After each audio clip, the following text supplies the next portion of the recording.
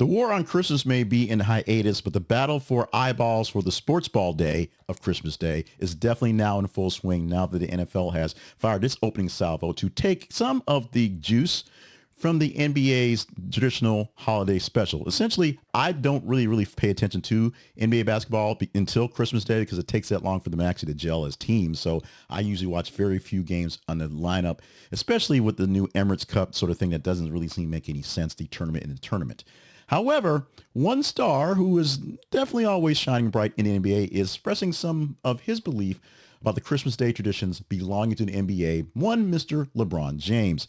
This is following, of course, the slate of 2 games on the NFL schedule versus the 5 games in the NBA schedule. This is the one of multiple years where they've had 5 full games where you can watch games from around 10 o'clock in the morning to 10:30, 11 o'clock at night, all day Christmas Day, to keep yourself from talking to Uncle Ben about all those weird conspiracy theories that he's seeing on the TikTok right now. However, with NFL coaching in as the more popular sport in more general cases, and of course, the more watchable sport in bits and pieces, there's an issue. Christmas Day became the first time that 2 NFL games were played on Christmas on purpose outside of any window of Christmas being on a Sunday. This year's matchup had Kansas City Chiefs versus Pittsburgh Steelers and Baltimore Ravens versus Houston Texans.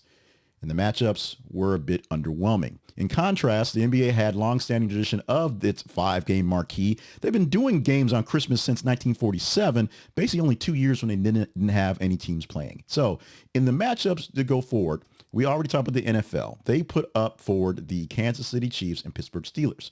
That game was a blowout, and it meant the Chiefs actually got a chance to win their, they basically clinched the division. They have home field all the way at this point, I believe.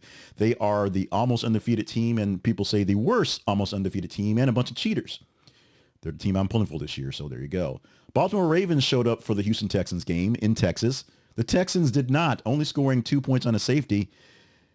That's not a good showing, but we'll tell you how they made up for it in a bit. NBA gave you these 5 games. Nuggets versus Suns, with the final score of that one being 100 to 110. Lakers versus Golden State Warriors, 115 to 113. Sixers versus Celtics, 118, 114. Timberwolves versus the Mavs opened up the day. That was 105 to 99. And, of course, the Spurs and the Knicks getting on 114, 117 game in that one. All 5 of those games happen to be competitive. NBA players want to play on Christmas Day because they know people are watching them. That's the one time when they have the largest audience across the nation, especially since they're mostly, the first 3 games at least, are on what's still free TV. ABC puts them on ESPN, so they're there. As I said before, Ravens beat the Texans 31-2, and the Chiefs beat the Steelers 29-10 in games where the Texans didn't show up and the Steelers beat themselves. But the Ravens did do something good for everybody and allowed people time to watch this guy. Or the Texans did some good and let people watch Beyonce and Blue Ivy Carter do some dancing for a while. So they saved Christmas. Maybe. Probably not. These words by LeBron James himself and many other people who are the purists of the sport are going to spark the new rivalry that will be competition between the NBA and NFL. Jerry Jones is like, we need to do this every single year.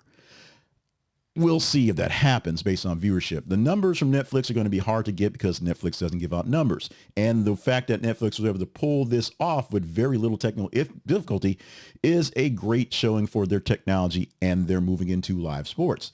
However, it also means more live sports going to more outlets that are hard to get to unless you pay someone a little bit of money, or in case of Netflix, a little bit of extra money. You're not paying for anything else. With the bust up of cables and the new insurgence of streaming platforms who are basically just cables, you still have to buy extra stuff to get the extra things. And that's what you had to do for these Christmas Day games. And in fact, for the Saturday football games coming this weekend, because they spread it all out because of the breakdown, all 3 of those games are on the NFL Network. So if you don't have what's left over their TV, you can't get them unless you're paying for an app or paying for a service. I'm not sure I'm getting these games on Saturday.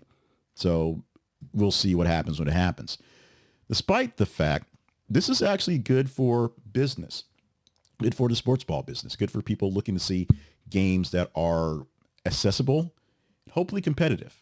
NFL did not offer competitive yesterday, but they offered accessible, and they offered up a special gift in the Beyonce concert that happened for the halftime show in NRG Stadium. So that was there. In the meantime, what's going to happen next Christmas Day? we'll have a whole 364 days to figure out who's playing next Christmas Day. I'm not even sure what day of the week it is. Christmas being on a Wednesday sort of made it sort of work this time, but also throughout the NFL schedule, just by comparison, what would happen and everything going on. 2 games tonight to make up, and then 3 games on Saturday. I'm not sure what's on Sunday at this point. It'd probably be just Tom Brady just sitting there in his studio, just playing darts or something at this point. What do you think about the war on Christmas sports ball games? The war on Christmas, that's another video. The war on sports on Christmas Day. NBA says it's our day. We're going to do what we can to keep it. And they did their best to make sure all games were competitive and good games to watch and marquee listings for people to play. As far as for football, those should have been better matchups. They just weren't. LeBron has a point. NFL should stay in its lane and leave Christmas to them. Or does the NFL have a new burgeoning place to expand their product and get more eyeballs on the sports ball of their choice and more Beyonce level halftime shows? We shall see. You can say here in the comments.